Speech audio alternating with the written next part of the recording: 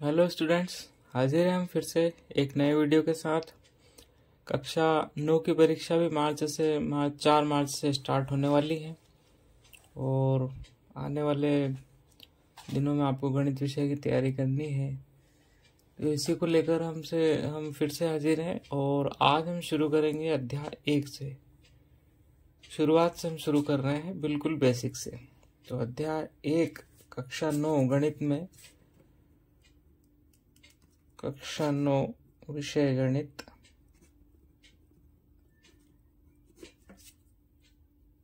पहला अध्याय है आपका संख्या पद्धति। अध्याय का नाम है संख्या पद्धति।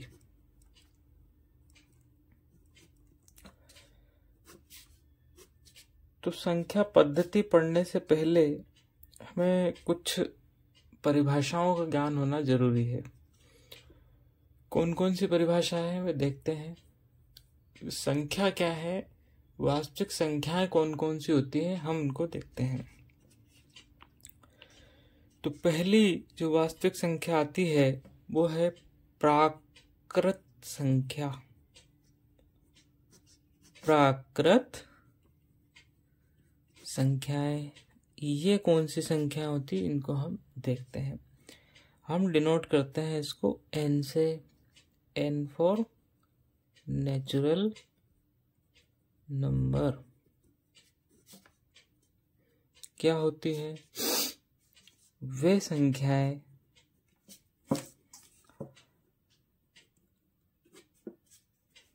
जो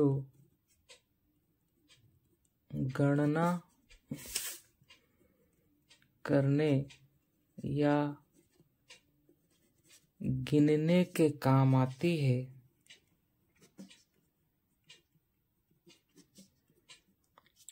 प्राकृत संख्याएं कहलाती है। कैसी संख्या कहलाती है? प्राकृत संख्याएं कहलाती है।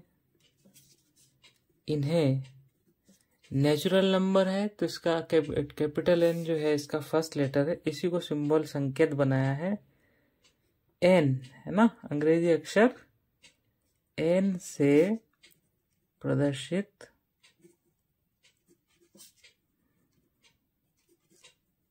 करते हैं। वो कहाँ से शुरू होगी? जैसे कोई सी भी गिनती है, आपके क्लास में कितने स्टूडेंट्स हैं आपसे पूछा जाए तो आप गिनती कहाँ से शुरू करोगे? 1 से। तो इसका एग्जाम्पल जो है ना, तो उदाहरण इसका है, कहाँ से शुरू होता है? 1 से। 1, 2, 3 और इसी प्रकार आगे भी, कहाँ तक? अनंत तक, है ना, जहाँ तक आप संख्याओं को ले जा सकते हैं 1 से शुरू होती है। ठीक, तो ये हुई प्राकृत संख्या है।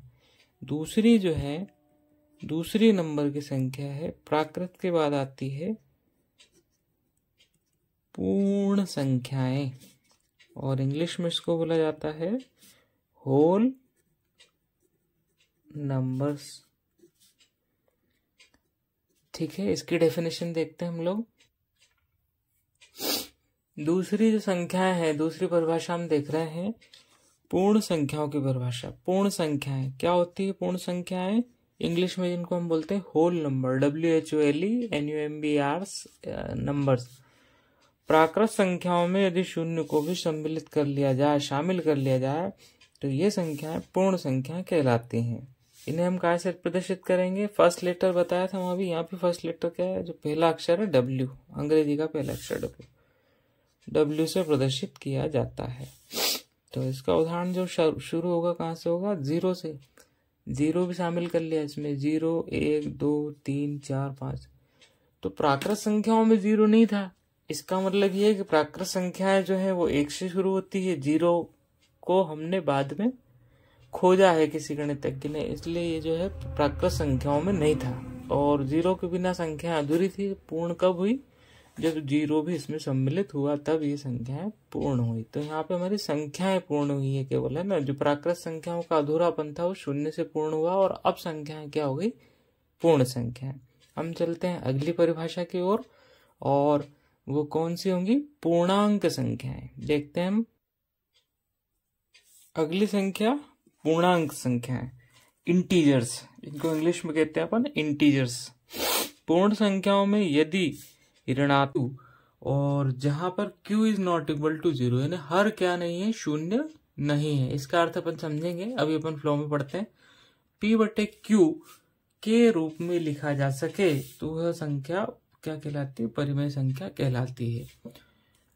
तो किसी भी संख्या को जिसको बट्टे के रूप में लिख सकते हैं वो क्या कहलाती है, परिमेय संख्या। इससे सामान्य अर्थ ये हमको समझ में आता है।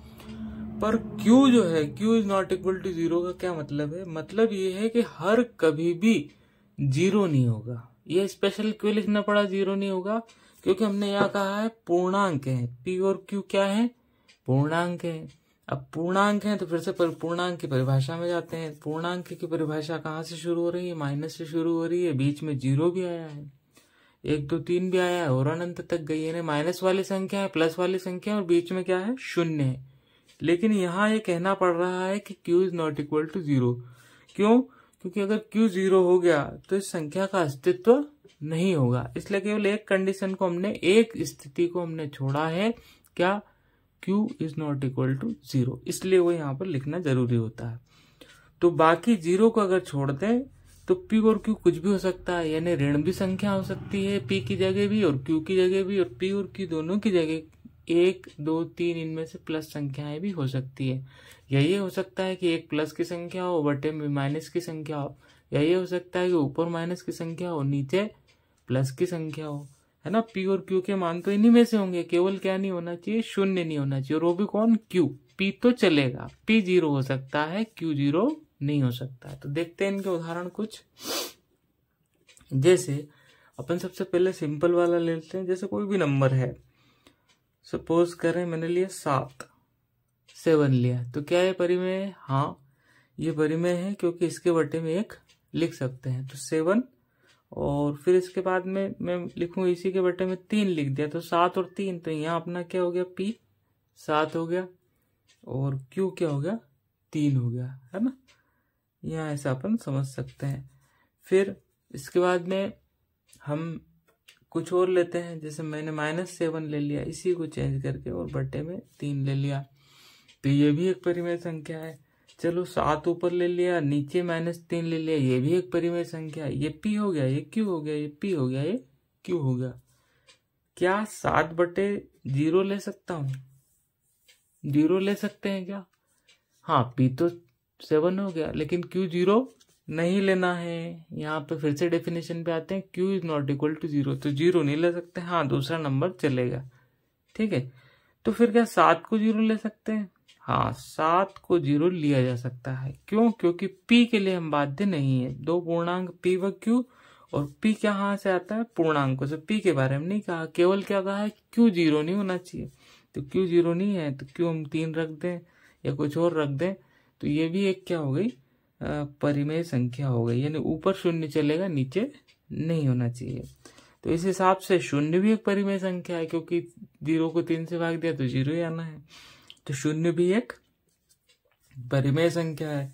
तो इस तरीके से हमने देखा कि कई सारी संख्या और जितनी भी संख्याएं जो प्राकृत संख्याएं हैं, मैंने यहाँ से 1 लिख दिया, 2 लिख दिया, 3 लिख दिया, कुछ भी लिख दिया, -1 2 3 भी लिख दिया, तो ये सब क्या है, ये सब क्या है, परिमेय संख्या है। केवल एक ही कंडीशन है, q 0 नहीं होना चाहिए, बट्टे में 0 नहीं होना चाहिए। बाकी सारी कंडीशन जो है वो फॉलो करती हैं और परिमेय संख्या बनाती है। तो इससे क्लियर हो गया होगा q 0 क्यों नहीं है और परिमेय संख्या क्या होती। कैसी भी भिन्न चलेगी, केवल बट्टे में 0 नहीं होना चाहिए, क्योंकि उससे क्या होगा, संख्या का अस्तित्व खत्म हो जाता है। तो इसलिए ये परिभाषा आपको समझनी है बहुत ध्यान से, परिमेय संख्याओं की परिभाषा बहुत ध्यान से समझनी। फिर इसके बाद आती है अगली परिभाषा, अपरिमेय संख्या। तो ये बहुत इजी हो जाता है, अपरिमेय संख्याएं। तो जो बाकी की संख्याएं बची हैं वो क्या हो जाती हैं, अपरिमेय संख्या, इर्रेशनल नंबर्स। तो ये भी कहा जाता है कि परिमेय संख्याओं के अतिरिक्त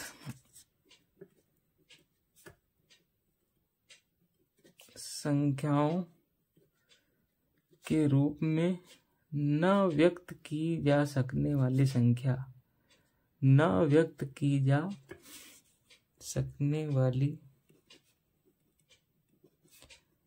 संख्या क्या कहलाएगी?